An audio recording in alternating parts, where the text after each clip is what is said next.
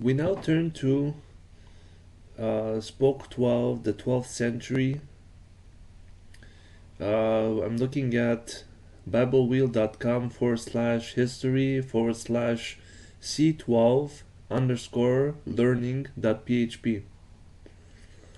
And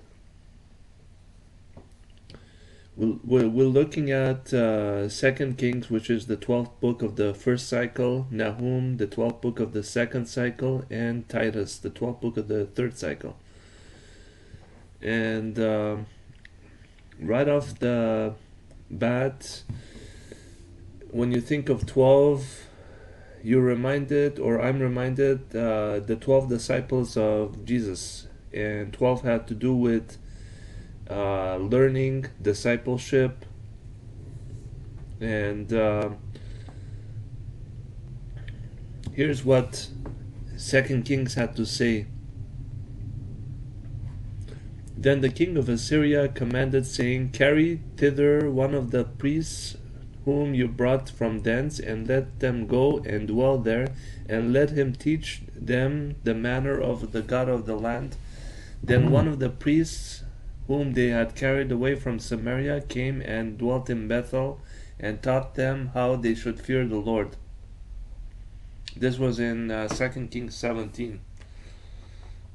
And this is one example of 2 Kings. You'll notice in the beginning of 2 Kings, Elijah had his disciple Elisha, and when Elijah was caught up to heaven, Elisha succeeded him. And then we look at the 12th century renaissance of learning. The 12th letter, Lamed, means both to teach and to learn. It is the root of the word Talmud, the compendium of Jewish learning. This meaning of Lamed manifests with great clarity in the little book of Titus on Spoke 12, Cycle 3, Teach and Exhort, where the density of teaching is shown to be maximized on Spoke 12. It also manifests in the life of Christ, who sat as the teacher of teachers in the temple at age 12. All of this is supernaturally integrated with the history of Western Europe and the renaissance of learning in the 12th century and the subsequent rise of the system of universities. Here's how the brief chronological table reads in the classic college textbook Civilization, Past and Present, page 395, volume 1, 4th edition.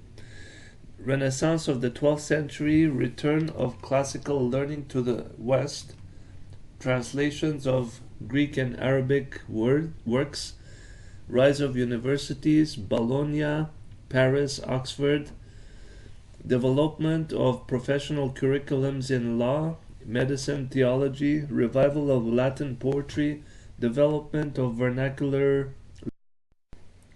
literature. This description reveals the essence of the 12th letter, Lamed. Praise God who guides the affairs of men as a shepherd with his rod and staff.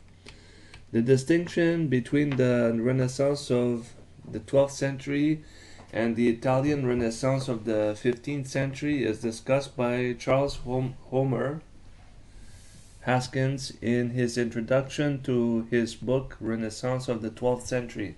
Here's another enlightening link on the 12th century with many interesting graphics from this period. It is produced by the Syracuse University.